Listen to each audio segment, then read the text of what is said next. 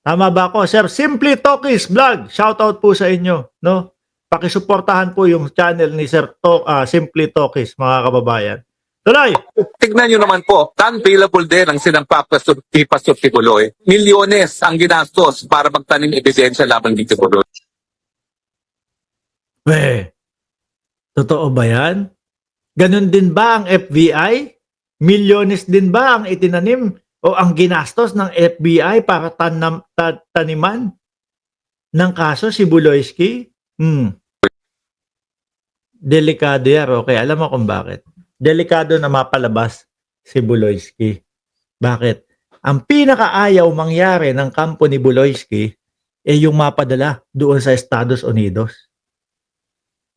Naninigurado ako, ire-request ng Estados Unidos si Buloyski na dalhin doon sa Estados Unidos si Buloyski kapag nalaman nila nalalaya si Buloyski diyan sa Pilipinas. Naku, ayaw na ayaw.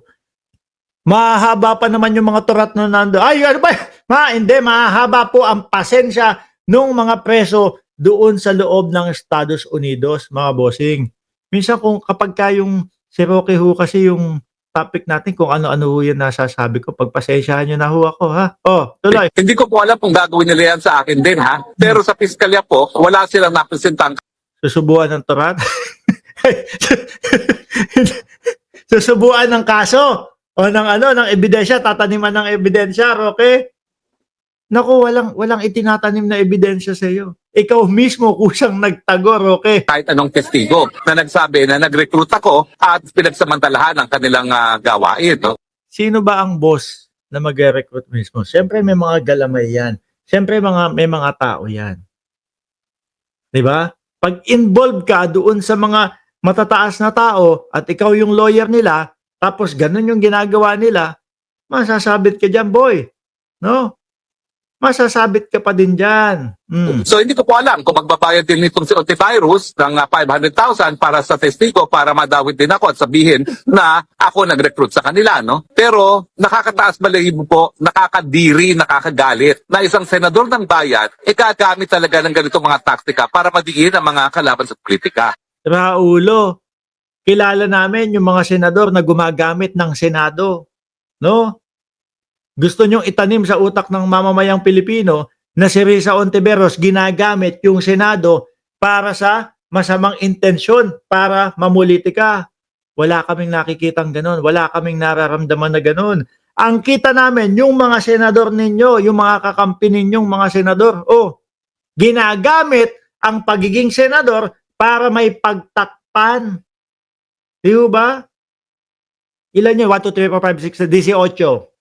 18 senador, ginagamit ang kanilang kapangyarihan, ginagamit ang kanilang poder para may pagtakpang tao. Roque, napakasimple, Roque. Alam mo, napakasimple, ha? Kung iintindihin lang kung ano yung nakasulat sa konstitusyon, simpleng-simple. 1/3 ng Kongreso, pag yan pumirma na, rekta na tayo, impeachment na tayo. Sinunod ba nung Senado? Hindi. Meron silang sariling sinunod. Hindi nga nakasulat sa konstitusyon ng Pilipinas yun eh. Di po ba? Hindi nakasulat sa konstitusyon ng Pilipinas yun. Pero yun ang mas sinunod nila. Sabi ni Dot Pintura, kadiri daw, back to you. Tuloy. And how dare you use the Senate of the Republic of the... Yan, di ba? Yan ang gusto nilang sabihin. Yan ang gusto nilang itanim sa isipan ng taong bayan. Ginagamit ni Risa Ontiveros ang Senado. Diyos ko mga bossing, kitang-kita natin kung sino po talaga yung mga gumagamit ng kanilang kapangyarihan para may pagtakpan na tao. Di po ba? Si Escudero nga simpleng forthwith, shall forthwith eh. Hindi niya maharap-harap, hindi niya masagot ng rektahan eh. Kasi pag sinagot niya po, mga kababayan, parang inilaglag niya na ang kanyang sarili. Di ho ba? Parang nilaglag niya na. Pagka pinaliwanag, sabi kay Escudero, Sir Cheese, no? Senator, Senate President. Sabi po doon sa Constitution, shall forthwith. sinisi si Martin Romualdez. Anak ng tipaklong yan.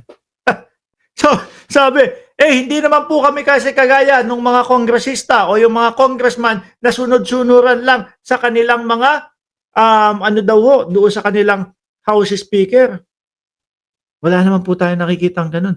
Ang nakita po natin, ang nabulat-lat ho, mga kababayan, ay mga ebidensyang gagamitin kay Inday Sara Duterte na sila din ho mismo ang nag-submit, no, sa Commission on Audit. Kaya ang ipapaliwanag lang naman nila yung sinubmit nila doon sa Commission on Audit. Paano nga naman ipapaliwanag yun? Hindi nila pwedeng itanggi. Ay, hindi namin sinubmit yan. Hindi sa amin galing yan. Hindi naman pwedeng ganun ho, mga bossing. Di ba? Talagang pagpapaliwanag lang kung bakit yun yung mga sinubmit nila at kung sino yung mga taong naandoon. Di ba, Mamita Startok at Chi at Ahe at Ayesa Sipma? Di ba? Hindi niya pwedeng sagutin rektahan yung shall forthwith. Pag sinagot niya yun, laglag siya. Oy, bakit hindi niyo po sinunod yung shall forthwith na trial na agad? Wala na, ipit na. Wala na isasagot ho, mga bossing. Kaya, napansin nyo yung Risa Ontiveros, nagsasalita, ipinapaliwanag yung shall forthwith. Tumayo si Escudero, tumalikod. Di ba? Hindi kayang harapin. Pagka tinatanong yung shall forthwith, paligoy-ligoy kung sino-sino ang tinuturo. Yun ang mainit ang mata ng mga mamamayang Pilipino doon sa mga ganong tao. Kasi po, simple lang naman ang gusto ng mamamayang Pilipino, mga bossing Marinig natin kung ano ba talaga, saan napunta yung pondo na ibinabawas, kinsenas, katapusan sa bawat Pilipino. Di pagka talo, o kapag acquitted talaga, i-acquit ninyo. Di ba? Kapag guilty, di guilty. Pero siguro po, ang iniisip ng mga senador, mga kababayan na nakita ng bayang Pilipinas, yung mga ebidensya. Tapos i-acquit natin ito. Nag-uumapaw yung mga ebidensya. Rekta ang sinasabi ng mga witness. Tapos i-acquit natin to. Tayo mapuputukan dito. Kaya hanggat maaari, basa ko lang ho ito kaya hanggat maaari ay huwag matuloy itong impeachment na ito. Yun po yung nababasa ko sa kanila, mga kababayan. Philippines, no? Para maging, para maging instrumento na gipitin ng mga kalaban ng administrasyon. At ang isa pang nakakasuka, yun talagang taong bayan ang nakakaramdam ng panggigipit ng mga senador na nasa poder. Taong bayan ang naiinis, nagagalit, nabubwisit. Kasi alam na namin kung ano ang ibig sabihin nung nakasaad sa konstitusyon, pero pilit na sinusuway. Taong bayan ang nabubwisit, Roque. No? Hindi ginigipit ang mga DDS. para ng sabuatan ng mga dilawan, ng mga loyalista at CPP-NPA, no? Tingin nyo ba? Ba't sinama mo naman si PBNPA? ano kinalaman na si PBNPA? Totoo, yung nagko-collab na po o nagsasanib puwersa na po, yung pink at pula, mga kababayan. Kasi nasusuka dito sa mga ginagawa nitong mga ito Panay mga kasinungalingan, panay po mga propaganda. Akala ho yata nila, North Korea sila. Di ba? Gagawa ng propaganda. Oh, yung presidente natin, adik. Mga style ho yun ng mga komunista. Puro propaganda ang ilalabas. Kaso ho, mga bossing, nagkamali sila. Matatalino ang mga Pilipino. Hindi agad maniniwala sa kanila. Sabi ni Maxip, umuwi ka dito, huwag kang magpaliwanag sa channel mo. Oh, di ba? Tuloy. Miski kayo'y magsabuatan na yan, makukuha yung suporta ng taong bayan. Nagsabuatan na nga kayo, ang latest Anak ng tinapato. Hoy, Roque. Yung dati sinasabi ninyo 32 million ang supporter ninyo. Baka hindi mo alam. Eh, wala na sa 32 million. Ako ho naniniwala, 20 milyones na lang po mga kababayan ang DDS. Opo, ganyan na lang po ang bilang ng mga DDS, mga bossing. Tingnan niyo po yung mga boto nila Bato de la Rosa at ni Bungo. 20 mil na lang ho, di ba mga kababayan? Eh, wala pong DDS na hindi boboto dyan sa dalawa na yan. Oh, sasabi mo ko, konti yung kakamping, etong pula, aba, Roque, sira ata ang tuktok mo. Kakamping hindi nababawasan. No? Padagdag pa nga yan.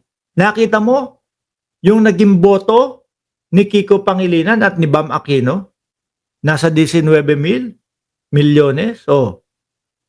Pangalawa, tapos si Bam Aquino. Padami po yan.